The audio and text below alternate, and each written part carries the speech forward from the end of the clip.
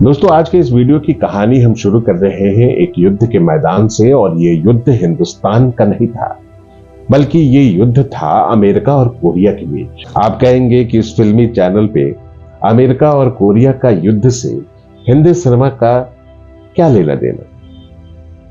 तो मैं आपको बता दूं कि इस युद्ध का हिंदी सिनेमा से बहुत लेना देना है।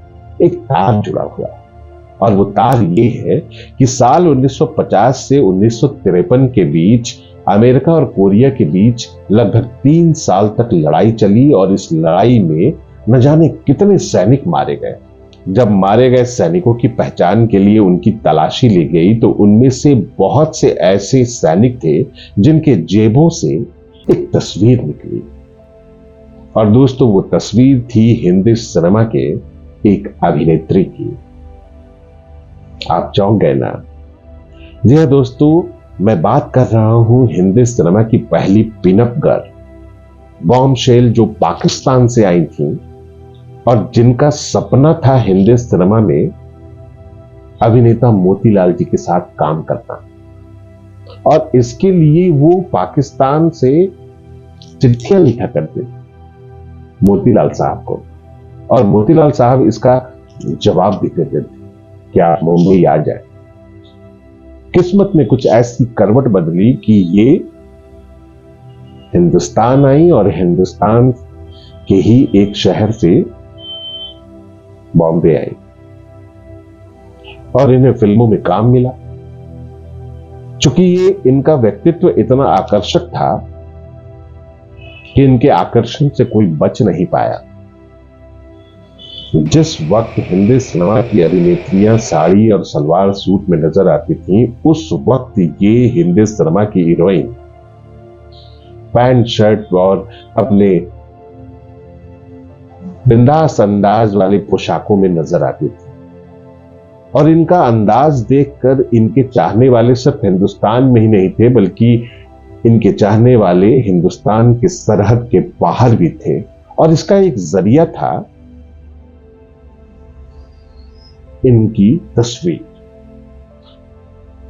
इनकी तस्वीर खींचने के लिए विदेशों से भी फोटोग्राफर्स आते थे अपने अपने देशों की मैगजीन के कवर पेज पर इनकी तस्वीर छापने के लिए, जिसके लिए वो फोटोशूट करते थे। और इनका फोटोशूट का अंदाज इतना बिंदास होता था कि 1940 या 50 के दशक में आप वैसी तस्वीरों की कल्पना भी नहीं कर सकते हैं जिस दौर में ये अभिनेत्री अपने बोल्ड फोटोशूट करवाती थी। जी हाँ दोस्तों, आज के इस वीडियो में हम बात करेंगे हिंदी सिनेमा के पहली पिनअप गर्ल बॉम्बशेल, जो पाकिस्तान से आई थी, और इनका दिलीप कुमार साहब से क्या रिश्ता था, जानेंगे इस एपिसोड में। हम बात कर रहे हैं बेगम पारा की। नमस्कार दोस्तों, मैं हूं विजय पांडे और आप देख रहे हैं golden moments with Vijay Pandey.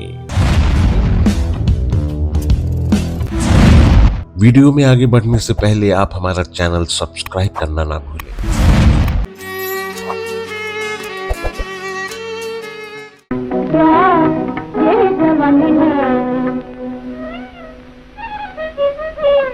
बेगम पारा का जन्म 25 दिसंबर 1926 को पाकिस्तान के पंजाब प्रांत के झीलम में हुआ था। परिवार ने प्यार से नाम रखा जुबेदा उल हक, लेकिन जुबेदा को उनकी मां प्यार से पारा कहकर बुलाती थी। पारा, जिसने आगे चलकर हिंदी सिनेमा का भूगोल ही बदल दिया। पारा के 10 भाई बहन थे, जिनमें उनका स्थान तीसरा था। पारा की परवरिश बीकानेर के राजस्थान में हुई थी। उनके पिता का नाम मियां एहसान उल हक था, जो अंग्रेजों के जमाने के एक जाने माने जज थे। पिता की सरकारी नौकरी होने के चलते उस जमाने के अलग अलग रियासतों में उनका तबादला हुआ करता था। अपने रिटायरमेंट के वक्त वह राजस्थान के बीकानेर रियासत में चीफ जस्टिस के पद पर थे। बाद में वो प्रांतीय सरकार में मंत्री भी रहे। माता पिता दोनों पढ़े लिखे थे, इसलिए उन्होंने अपने हर बच्चे को ऊंची से ऊंची शिक्षा के लिए प्रेरित किया। हर 4-5 साल में होने वाले पिता के तबादलों की वजह से पारा की पढ़ाई लिखाई में कोई रुकावट न आए, इसलिए उन्हें जालंधर के एक हॉस्टल में दाखिला करा दिया गया, जहां उन्होंने अपनी स्कूली शिक्षा पूरी की और वहीं से कॉलेज की पढ़ाई के लिए अलीगढ़ चली गईं। पारा ने अलीगढ़ मुस्लिम विश्वविद्यालय से स्नातक की डिग्री हासिल की। कॉलेज के दिनों में भी पारा बेहद बोल्ड थीं। यूनिवर्सिटी के पढ़ाई के दौरान उन्होंने घुड़सवारी, शिकार, निशानेबाजी, तैराकी, क्रिकेट और बैडमिंटन में महारत हासिल कर ली थी। सिर्फ शौक की खातिर नहीं, बल्कि इन सभी खेलों में उन्होंने पूरी गंभीरता से हिस्सा भी लिया था। पारा को कई अवार्ड भी मिले। क्रिकेट में उनका विशेष रुझान था। वह एक अच्छी खिलाड़ी थीं, लेकिन क्रिकेट को अपना करियर नहीं बनाना चाहती थीं। दोस्तों, आपको यहाँ एक महत्वपूर्ण जानकारी देता चलूं कि बेगम पारा की पहल पर ही फिल्मी सितारों की नुमाइशी क्रिकेट मैच शुरू हुआ। बेगम पारा ने पहले मैच में सबसे ज्यादा रन बनाकर पुरुष खिलाड़ियों को शर्मिंदा कर दिया था। बेगम पारा शुरू से ही अभिनेत्री बनना चाहती थी। वह कॉलेज के दिनों में हीरो मोतीलाल की बहुत बड़ी फैन थी। वह उनकी हर एक फिल्म देखा करती थीं। दिल की ख्वाहिश थी कि एक दिन उनके साथ फिल्म में काम करें। पारा मोतीलाल को चिट्ठी भी लिखा करती थीं। बेगम पारा ने एक इंटरव्यू के दौरान बताया था कि अभिनेता मोतीलाल अक्सर उनके चिट्ठियों का जवाब देते थे और फिल्मों में काम करने के लिए मुंबई भी बुलाया करते थे, लेकिन कोई संयोग नहीं बन रहा था। उनके पिता खुले विचारों के होने के बावजूद बेटी का फिल्मों में काम करना पसंद नहीं था, लेकिन नियति ने पारा के लिए पहले से ही कुछ सोच रखा था। दोस्तों, बेगम पारा ने जो कभी नहीं सोचा था वो होने जा रहा था। दरअसल बेगम पारा के बड़े भाई मंसूर, जो कोलकाता में बाटा कंपनी में काम करते थे, उन्होंने एक बंगाली अभिनेत्री प्रतिमा दास गुप्ता से शादी कर ली, जिसको लेकर उनके माता पिता काफी नाराज हुए थे। हालांकि बाद में उन दोनों की शादी को स्वीकार कर लिया गया। शादी के बाद उनके भाई और भाभी मुंबई शिफ्ट हो गए, जहां साल 1943 में प्रतिमा दास गुप्ता यानी बेगम पारा की भाभी को AR कारदार की फिल्म नमस्ते में बतौर लीड हीरोइन काम करने का मौका मिला। बेगम पारा अक्सर छुट्टियां बिताने के लिए अपने भाई भाभी के यहाँ मुंबई जाया करती थीं। वहां पारा अपनी भाभी प्रतिमा के साथ फिल्मी पार्टियों में जाती थीं।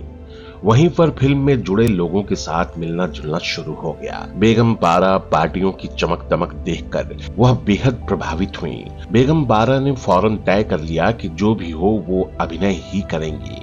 उन्हें जो भी देखता वो फिल्मों में काम करने का प्रस्ताव दे देता था। कहा जाता है कि शशिधर मुखर्जी और देविका रानी ने सबसे पहले फिल्मों में काम करने का मौका बेगम पारा को दिया था। हालांकि पारा के पिता इसके लिए तैयार नहीं थे और एक बार पारा अपनी भाभी के साथ फिल्म की शूटिंग पर गईं। उस समय भाभी प्रतिमा Das Gupta court dancer film में एक्टिंग कर रही थीं। उसी दौरान बेगम पारा की मुलाकात प्रभात फिल्म कंपनी में पार्टनर बाबूराव पई से हुई। बाबूराव पई ने पारा को अपनी फिल्म चांद में बतौर हीरोइन एक्टिंग करने का ऑफर दे दिया। भाभी प्रतिमा ने भी उनका ये ऑफर स्वीकार करने के लिए कहा। दोस्तों, बेगम पारा के पास यही मौका था जिससे बेगम पारा अपना सपना पूरा कर सकती थीं। उन्होंने अपने पिता को मनाने का फैसला किया। अपनी भाभी प्रतिमा को लेकर अपने वालिद को मनाने बीकानेर भी पहुंची। आखिरकार बेगम पारा की जिद के आगे उनके पिता झुक गए, लेकिन पिता एहसानुल हक ने एक शर्त रखी कि लाहौर में वो कभी भी फिल्मों में काम नहीं करेंगी। दोस्तों, साल 1944 की फिल्म चांद से बेगम पारा ने अपने एक्टिंग करियर की शुरुआत की। चांद बता मुझको, चांद बता मुझको। उस समय वह महज 17 साल की ही थीं। बेगम पारा इस फिल्म में उस जमाने के स्टार प्रेम आदिब साहब के साथ नजर आईं। दोस्तों, बेगम पारा को पहली फिल्म में 1500 रुपए का मासिक वेतन मिला और यह फिल्म सुपर डुपर हिट रही, लेकिन 5 साल में ही उनका मेहनताना 1 लाख तक पहुंच गया। इस सब के बीच पारा को अपना नाम खाली खाली लगता था। दोस्तों, इसलिए उन्होंने खुद ही अपने नाम के आगे बेगम लगाने का फैसला किया, जिसके कारण वो हिंदी सिनेमा में बेगम पारा के नाम से मशहूर हो गईं।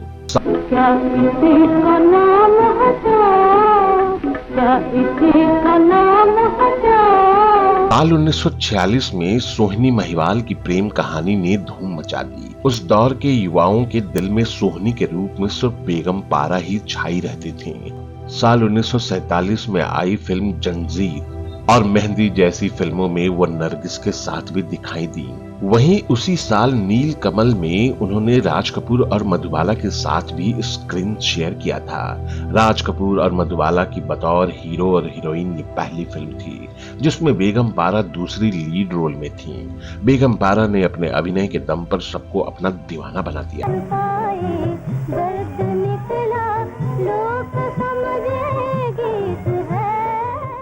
आलम ये था कि उनके चाहने वाले सुबह सुबह ही उनके घर के आगे एक झलक पाने के लिए खड़े रहते थे।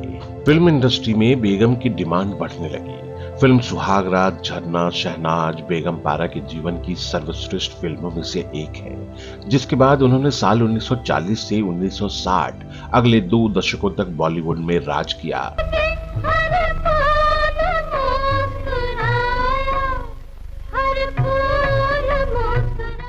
2 दशकों में इन्होंने सिर्फ 28 फिल्मों में ही काम किया, जिसमें साल 1953 की फिल्म लैला मजनू, नया घर और पहली झलक की सफलता से बेगम पारा इंडस्ट्री की सबसे महंगी हीरोइन बन गई।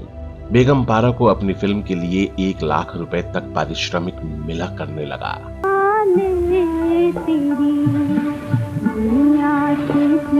दोस्तों, बेगम पारा की ये किस्सा भी बहुत मशहूर रही कि साल 1960 में आई फिल्म मुगले आजम में बेगम पारा ने उस किरदार को छोड़ दिया जिसे निगार सुल्ताना ने निभाया था। वजह ये थी कि इनकी जीवन शैली में रोना धोना फिट ही नहीं बैठता था और वह रोने धोने वाली फिल्मों से दूर रहती थी।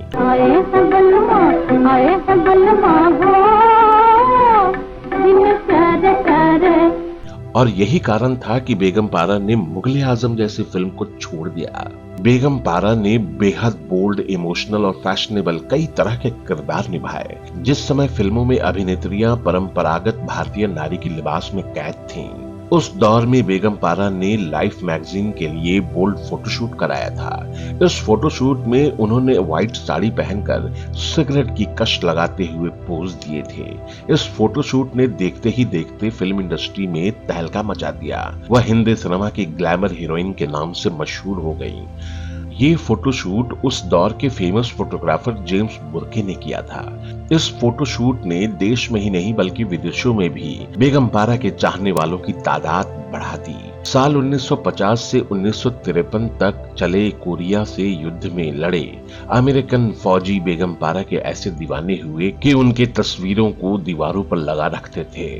बताया जाता है कि उस युद्ध में मारे गए कई सैनिकों के जेबों से बेगम पारा की तस्वीरें निकली थीं। यही कारण है कि वह हिंदी सिनेमा की फर्स्ट बॉम्बशेल और पिनअप गर्ल के नाम से मशहूर हुईं।